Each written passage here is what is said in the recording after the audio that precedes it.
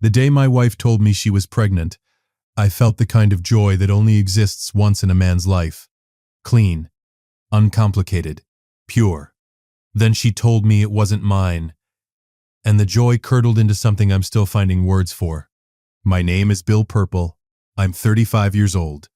I work as a structural drafter at an engineering consultancy called Caldwell & Rhodes on Commerce Street in Charlotte, North Carolina. We specialize in commercial and industrial builds, the kind of projects that take 3 years and 300 drawings to get right.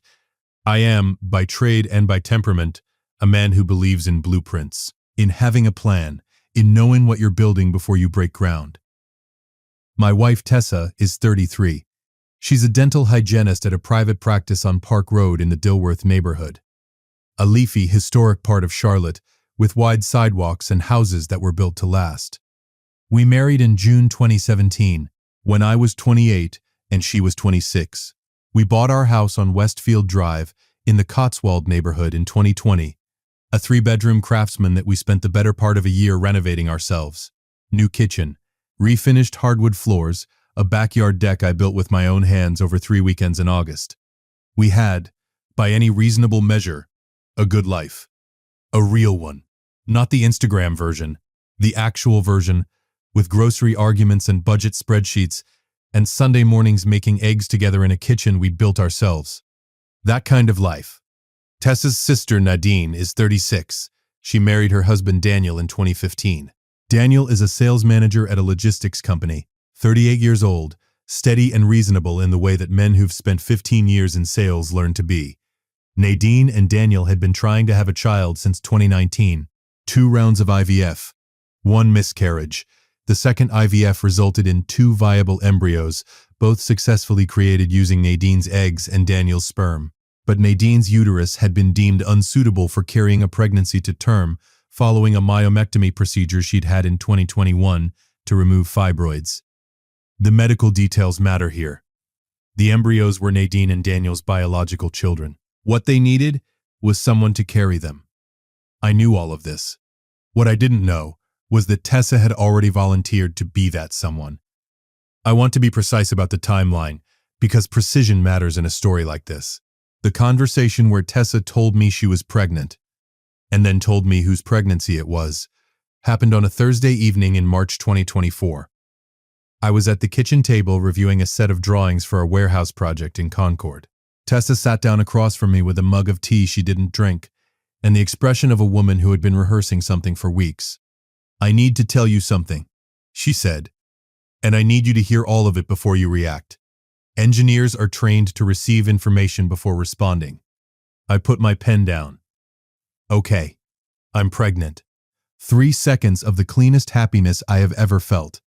But it's not our baby, it's Nadine and Daniel's. I agreed to be their gestational surrogate. The embryo transfer happened 6 weeks ago. It worked. The happiness didn't drain slowly. It left all at once, the way a circuit breaker trips, present, then gone. I looked at my wife across the kitchen table we had picked out together at a shop on South Boulevard. I looked at her hands wrapped around the mug. I looked at her face, the face of a woman who loved me, and had, in the same motion, made a decision that would affect my home, my marriage, my finances, and my daily life for the next 9 months without once asking whether I was willing. "When did you decide this?" My voice came out very quiet. Nadine asked me in November. I said yes in December. The medical screening was in January. The transfer was in February. 4 months. She had been carrying this decision, and then a pregnancy, for 4 months. And you didn't tell me. I knew you'd say no. There it was. Not a defense. An admission. She had known what my answer would be, so she had simply removed my right to give it. I need to stop here and explain something that gets lost in stories like this when they're told quickly. A gestational surrogacy is not a small ask. It is not comparable to lending your sister $20 or helping her move apartments. It is a 9-month medical process involving hormone injections, embryo transfers, obstetric appointments, physical risk, potential complications, lifestyle restrictions, and the full transformation of a human body. It requires the surrogate's partner to be screened and evaluated as part of the process. It affects the couple's intimate life, their home routines, their emotional bandwidth, and their financial planning. The American Society for Reproductive Medicine and most reputable surrogacy agencies in the United States require, not recommend, require, that a married surrogate obtain documented consent from her spouse before any medical procedure begins. Not as a formality, because it's the right thing to do. Tessa had gone through an independent clinic arrangement, coordinated directly between Nadine's fertility specialist and Tessa without a formal agency, which meant the standard safeguards had been navigated around rather than followed. She had signed consent forms on her own. She had attended appointments alone. She had told the clinic she was a married woman whose husband was supportive. She had said that while I was sitting in our kitchen on Westfield Drive with no idea any of it was happening. I didn't know it yet, but when I looked into what she had signed and what she had represented to the medical team, the picture became considerably more complicated. I asked her to let me think. She nodded. She went to bed. I stayed at the kitchen table until 2 in the morning, with a legal pad in front of me, writing down the things I knew and the things I needed to find out. What I knew: my wife was 6 weeks pregnant with her sister's biological child. She had made this decision unilaterally. The pregnancy was already underway and could not be undone without consequences I wasn't willing to put on the table. What I needed to find out: what legal agreement, if any, existed between Tessa and Nadine and Daniel, whether a formal surrogacy contract had been signed, what rights, if any, I had in this situation, and what I was actually being asked to live through for the next 8 months. The following morning I called my attorney, a family law practitioner named Dan Whitfield, whose office is on East Moorhead Street. I'd used Dan 2 years prior for a contract dispute with a subcontractor on a personal building project. He was the kind of lawyer who spoke plainly and didn't charge you for time he didn't use. I told Dan the situation in full. He listened without interrupting. Then he asked me 4 questions, took notes, and told me to come in on Monday morning. In the meantime, he said one thing that lodged in my mind and stayed there.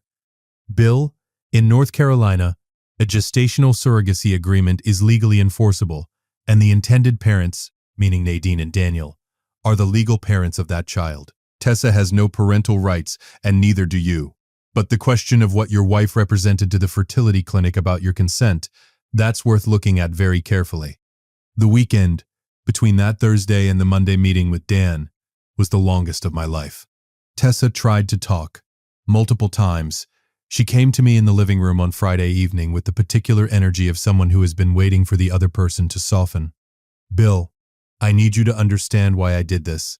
I understand why you did it. I kept my voice level. You did it because Nadine needed help, and you love her. I understand that completely. What I don't understand is why you decided my consent was optional. I knew you'd say no. That's the second time you've said that. Do you hear yourself? You knew I'd say no, so you made the decision for both of us. That's not a marriage, Tessa. That's one person running things and another person being informed. She was quiet. Do you know what I've spent the last 48 hours realizing? My voice stayed even. That every time I talked about us having kids, our kids, in this house, you were already planning to spend the next 9 months pregnant with someone else's, and you sat there and participated in those conversations and said nothing. She started crying, real tears. I believe to this day that Tessa genuinely loves me and that her grief in those moments was authentic. None of that changes what she did. I'm not angry at you for wanting to help your sister, I told her. I'm telling you that what you did to me was a fundamental breach of trust, and I need you to understand the difference. On Sunday night, Nadine and Daniel came to the house. I hadn't invited them. Tessa had. I opened the front door and Daniel had the look of a man who had been coached on what to say and wasn't sure it was going to work. Nadine, who I had always liked, genuinely liked, couldn't meet my eyes when she walked past me into the living room. We sat down. I made coffee because I needed something to do with my hands. Daniel went first. Bill, I want to say, we owe you an apology. We should have come to you directly. This should have been a conversation that included you from the beginning. Honest, reasonable. I respected it. Nadine followed. I asked Tessa not to say anything until it worked. I was scared that if we talked about it first and then it didn't, I couldn't handle more people knowing about another failure. Her voice broke on the last word. I know that's not fair to you. I know it put Tessa in an impossible position. I'm sorry. I looked at her for a long moment.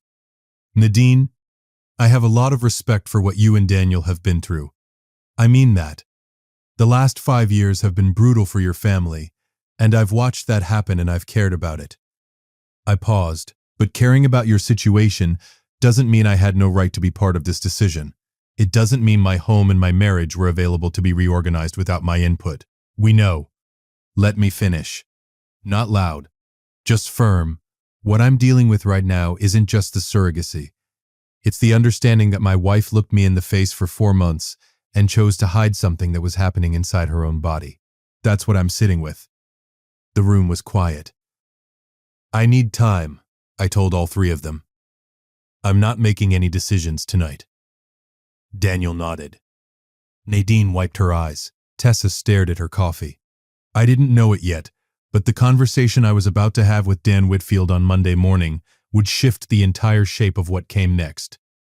Monday came the way Mondays do when you haven't slept, heavily and with an unreasonable amount of sunlight. Dan Whitfield's office on East Moorhead Street smells like old coffee and printer paper, which is exactly what you want from a family law attorney's office. It means someone has been working in there for a long time. Dan himself is 52, a compact, no-nonsense man who went to Wake Forest Law and has spent the 20 years since then dealing with people in the worst moments of their family lives. He's seen everything. He's bothered by very little. When I sat across from him that Monday morning in late March 2024 and laid out the full picture, he listened with a yellow legal pad in front of him and wrote down 3 things. Then he looked up. Okay, here's where you stand. He turned the pad toward me. North Carolina does not have a formal surrogacy statute. It operates under common law and case precedent. Gestational surrogacy agreements are generally enforceable here, but they're not filed with any state authority automatically. They have to be executed through a pre-birth order process in the courts if the intended parents want to be recognized on the birth certificate before the child is born. Has Nadine and Daniel filed for a pre-birth order? That's what I checked this morning. Not yet. Which means right now, legally, Tessa is the presumed mother of the child she's carrying, and under North Carolina law, as her husband, you are the presumed father. Let that land for a moment. I was, on paper, the legal father of my sister-in-law's biological child. Now, Dan continued, that can be corrected. And it will be once Nadine and Daniel file their pre-birth order petition, which they'll need to do before the birth if they want their names on the certificate. But here's the wrinkle. He tapped the pad. When the fertility clinic processed Tessa's candidacy as a surrogate, their standard intake documentation asks about marital status and spousal consent. I've seen the intake forms from this clinic. The spouse is supposed to sign a consent acknowledgement. Tessa signed it herself, I said. She told me the clinic thought I was supportive. Dan nodded slowly. That's a problem for the clinic, and it's a problem for the legal validity of the arrangement, because the consent acknowledgement is part of the foundation of the agreement. It's not necessarily fatal to Nadine and Daniel's parental claim. A court would still likely recognize them as the intended biological parents, but it creates a procedural mess and it exposes the clinic to liability. What does that mean for me? It means you have leverage you didn't know you had, not to block the baby from going to Nadine and Daniel. The child is biologically theirs, and a court would honor that. But leverage in terms of how this whole thing gets properly documented going forward, and in terms of what your marriage looks like after this. He paused. Bill, I have to ask you directly. Are you considering divorce? I had been sitting with that question for 4 days. I had not said the word out loud yet. I don't know, I told him honestly. Then here's my advice. Don't make that decision yet. Make the decision about what you need. What does a resolution look like to you? Not the legal resolution, but the personal one. What would make this livable, if anything can? I drove home from Dan's office and sat in the car in the driveway for a while. The Cotswold neighborhood in late March is genuinely beautiful.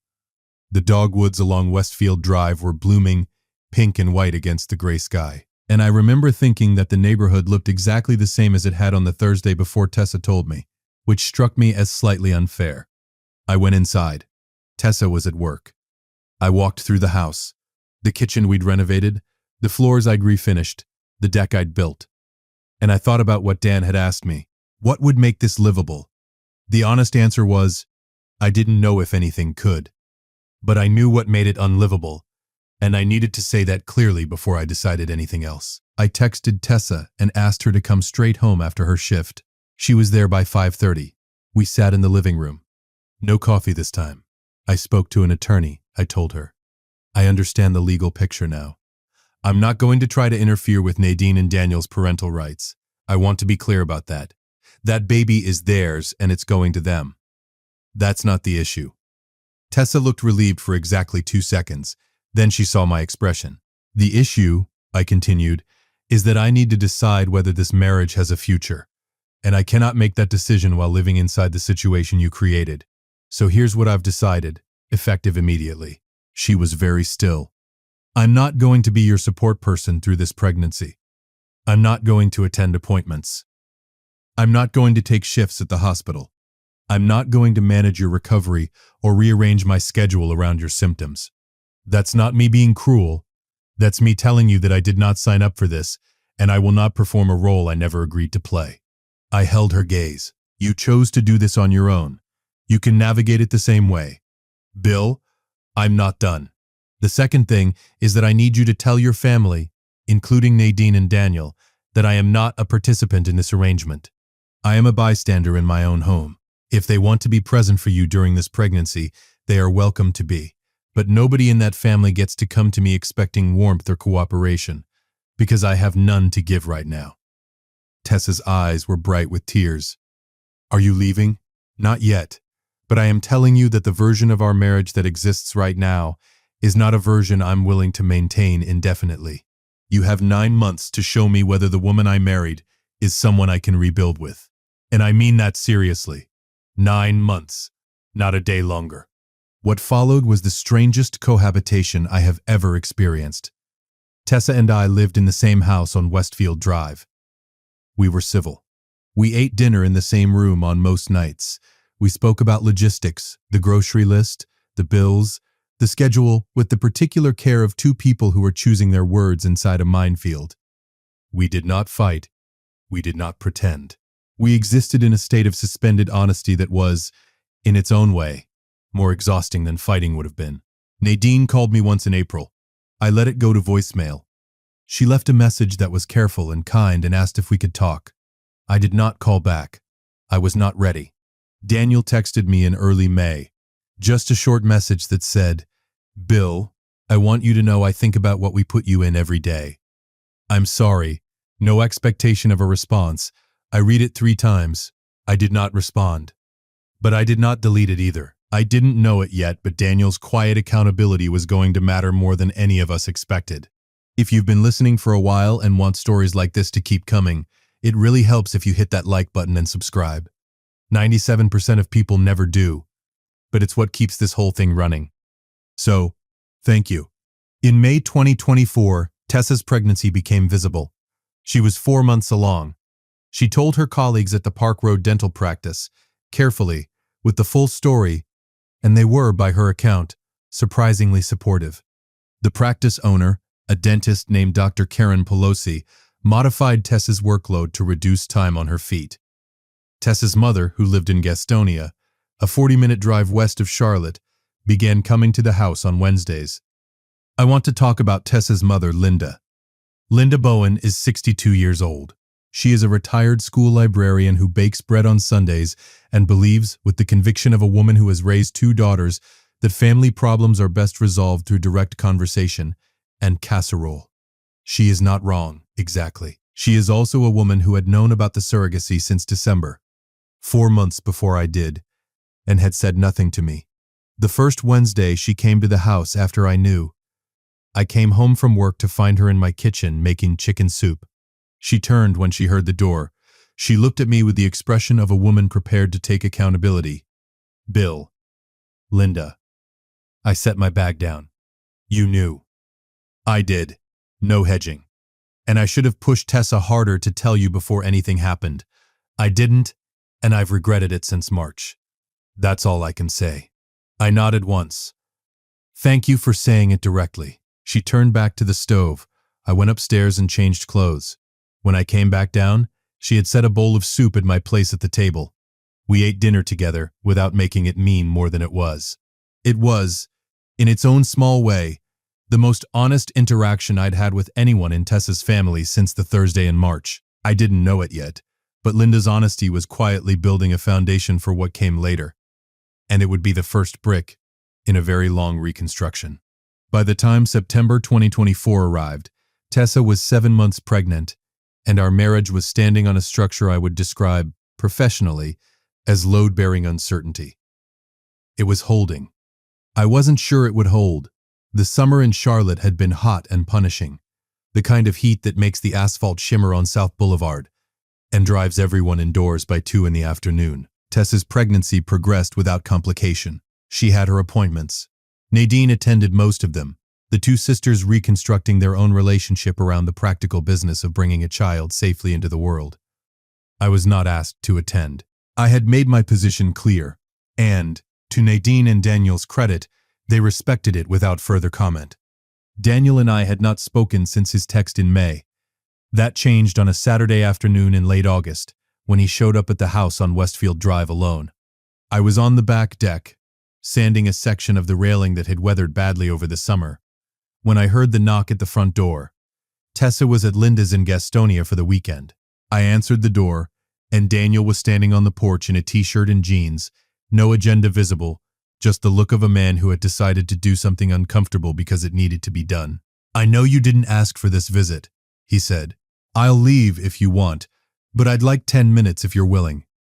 A man who leads with that earns the 10 minutes. "Come around back," I told him. We sat on the deck. I got 2 bottles of water from the kitchen. Neither of us reached for the usual small talk that men use to avoid the thing they actually came to say. "I want to tell you something I haven't said to anyone else," Daniel started. "When Nadine first brought up surrogacy, using Tessa, I had reservations. I thought we needed to involve you. Nadine said Tessa wanted to handle it her way, and I deferred to her because I wanted this so badly, and I told myself it wasn't my business how Tessa managed her marriage." He paused. That was cowardice dressed up as respect, and I've had to live with that. I looked out at the backyard, the dogwoods along the fence line, the garden Tessa had planted along the south wall, the deck I'd built with my own hands. "I appreciate you saying that," I told him. "I know it doesn't fix anything." "No, but it's worth more than you think." We sat in silence for a moment. Then Daniel said, "Is your marriage going to make it?" Fair question. Gutsy question. "I don't know yet," I told him honestly, "but I think I'll know after the baby comes." The baby, a girl, was born on November 4th, 2024, at Novant Health Presbyterian Medical Center on Hawthorne Lane in Charlotte. 7 pounds, 2 ounces, healthy. Nadine and Daniel named her Rose. I was not at the hospital. Tessa called me at 11:40 p.m.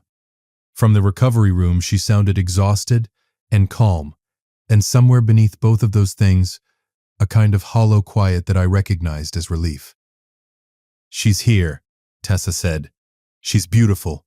Nadine is... she's just..."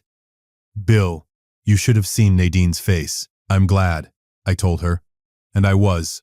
Whatever I felt about how we had arrived at that night, I was genuinely glad for Nadine and Daniel. What they had been through to get to that moment was real. Rose was real, and she was going to have parents who would love her with everything they had. "Are you okay?" I asked Tessa. A pause. "I will be. Can you come and get me tomorrow morning? I'll be there at 9. Here is the part of the story that people always want to know about. What happened to the marriage?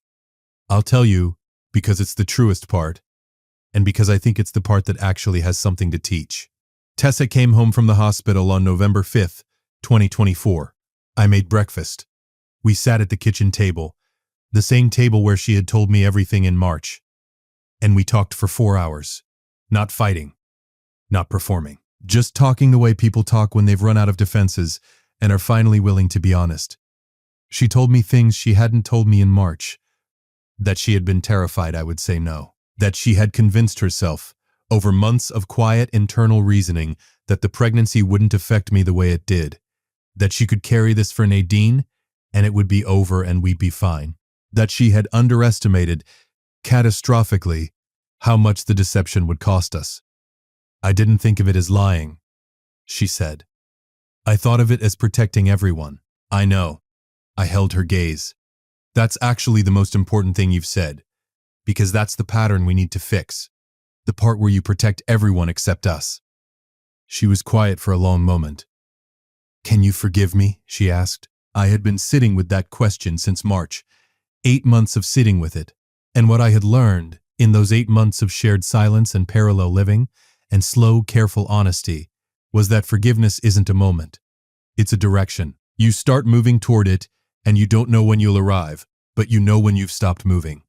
"I'm not there yet," I told her, "but I'm still here, and that's my answer for now." She nodded. She reached across the table and put her hand over mine. I let her. We started marriage counseling in December 2024 with a therapist named Patricia Owens, whose practice is in Myers Park on Queens Road. Patricia is direct in the way that good therapists are direct, not harsh, but unwilling to let either of us get comfortable in comfortable untruths. The first session, she asked us each one question and then listened for 40 minutes without speaking. The question was, "What do you want this marriage to be?" What I said was, "I want a marriage where my consent is a given, not an obstacle. Where I am a partner, not a variable to be managed. Where we build things together, the way we built this house, instead of one of us drawing the blueprints in private and asking the other one to show up for construction." Tessa's answer was longer and more complicated, but it ended with this: "I want to be someone Bill can trust again. And I understand now that I have to earn it, not be handed it." Patricia nodded. She wrote something down. She looked at both of us. "Good," she said. "Now let's figure out how." It is January 2025 as I share this with you. Rose is 2 months old. She is by all accounts doing beautifully. Nadine sends Tessa photos, and occasionally Tessa shows me one, and I look at that baby girl with her mother's eyes and her father's chin, and I feel something uncomplicated and good. I feel glad she's in the world. Tessa and I are still in the house on Westfield Drive, still in counseling, still doing the slow, deliberate work of two people who broke something valuable, and are deciding day by day whether to rebuild it. The family has backed off, in the best way. Nadine and Daniel understand that what they participate in is my marriage's recovery, not the surrogacy aftermath. They do not ask for gratitude. They do not demand normalcy on a timeline that suits them. Daniel and I grabbed coffee at a place on South End in December. Just the two of us, no agenda. And it was the most straightforward conversation I'd had with anyone in Tessa's family all year. I think, eventually, Daniel and I will be okay. Not the way we were before, because the before was built on a foundation that had a crack in it we couldn't see.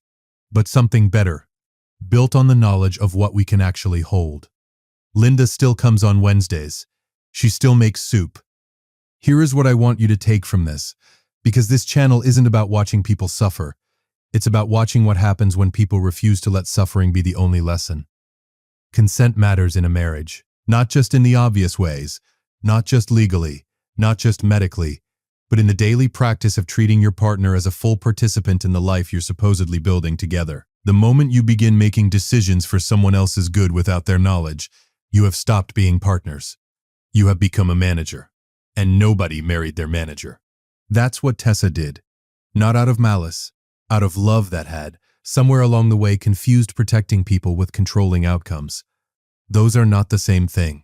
Learning the difference, really learning it, in the bones, is the work she is doing now. And the work I am doing is harder to name. It's the work of holding space for a person who hurt you while simultaneously deciding in real time whether that person is worth the holding. There's no blueprint for that. I've looked. There are no drawings, no load calculations, no tolerances I can measure against a standard. There is only the morning, the kitchen table, the question of whether to sit back down. Most mornings, I sit back down. If you've made it this far, do us one quick favor. Subscribe. A lot of people watch without ever doing it, but it costs you nothing and means everything to us. Thank you. Genuinely.